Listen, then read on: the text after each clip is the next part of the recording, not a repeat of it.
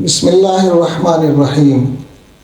میں ہوں نثار احمد لاشاری اور آپ دیکھ رہے ہیں اسلامک بیان اردو۔ ہماری طرف سے اور ہماری پوری ٹیم کی طرف سے تمام دیکھنے اور سننے والوں کو السلام علیکم۔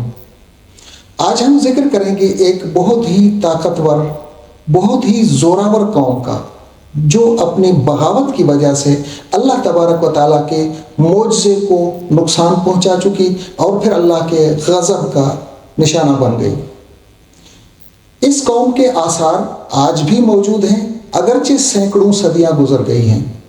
یہ قوم تھی قوم سمود۔ ان کی طرف حضرت صالح علیہ السلام کو اللہ تبارک و تعالیٰ نے نبی بنا کر بھیجا۔ مدینہ منورہ سے شمال کی طرف جاتے ہوئے یعنی شام کے راستے پر مدائن صالح 380 کلومیٹر کے بعد آتا ہے۔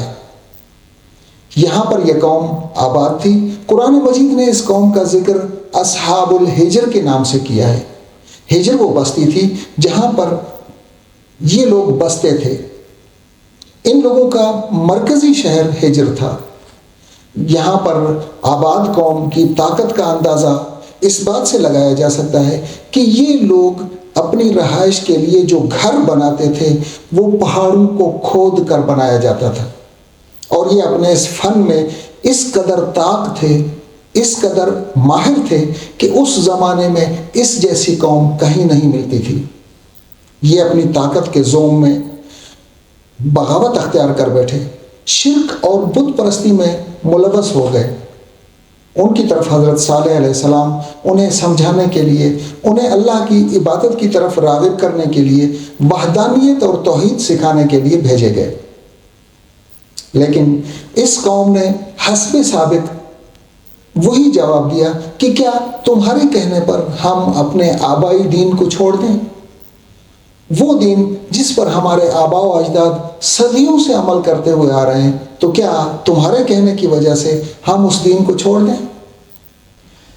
جب حضرت صالح علیہ السلام نے بار بار انہیں سمجھایا، بار بار توحید کی دعوت دی، بار بار انہیں اللہ تبارک و تعالیٰ کی دین کی دعوت دی، تب انہوں نے ایک مطالبہ کیا۔ انہوں نے مطالبہ کیا کہ اگر تم اپنی بات میں سچے ہو تو کوئی ہمیں نشانی دکھاؤ۔ حضرت صالح علیہ السلام نے کہا کہ اب تمہارے پاس مہلت ہے، تم سوچ سکتے ہو، تم سمجھ سکتے ہو، لیکن یہ معجزے والا مطالبہ کر لیا اور معجزہ آ گیا تو معجزے کے بعد پھر مہلت نہیں ملا کرتی۔ اس قوم نے مطالبہ کیا اور اپنی دانست میں یہ سوچ کر بیٹھے کہ ایسا ہونا ہی ممکن نہیں ہے۔ یہ انسان کی خام خیالی ہوتی ہے کہ انسان اپنے آپ کو عقل کل سمجھتا ہے۔ انسان یہ سمجھتا ہے کہ اگر یہ چیز مجھے سمجھ میں نہیں آ رہی تو یہ ایسا ہونا ممکن ہی نہیں ہے۔ اسی بنیاد پر انہوں نے مطالبہ کیا کہ اس سامنے والے پہاڑ میں سے اونٹنی برآمد ہونی چاہیے، اور اونٹنی اتنی بڑی ہو کہ وہ ایک وقت میں اتنا پانی پیے کہ کنویں کا پانی خشک ہو جائے، جبکہ دوسرے دن پھر وہ پانی پیے ہی نہیں اور مکمل آزادی کے ساتھ گھاس کھاتی رہے۔ اور وہ اونٹنی ایسی ہو جو پہاڑ سے نکلنے کے بعد بچہ بھی جنے۔ ہم دیکھنا چاہتے ہیں کہ تم اگر واقعی اللہ کے سچے پیغمبر ہو تو یہ کر کے دکھاؤ۔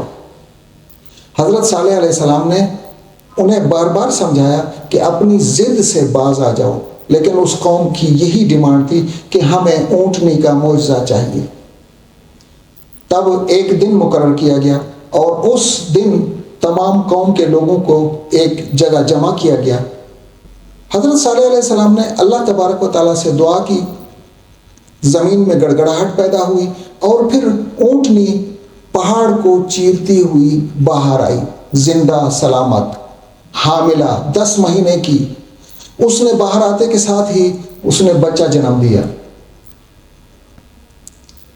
تب حضرت صالح علیہ السلام نے کہا، ہذہ ناقۃ اللہ لکم آیہ، یہ اللہ تبارک و تعالیٰ کی اونٹنی ہے، جو مطالبہ تم نے کیا تھا یہ بالکل وہی ہے۔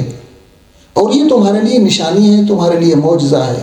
فلا تمسوها بسوء، اس کو کبھی بری نظر سے دیکھنا بھی نہیں، بری نظر سے چھونا بھی نہیں، ورنہ پھر اللہ تبارک و تعالیٰ کا عذاب آ جائے گا۔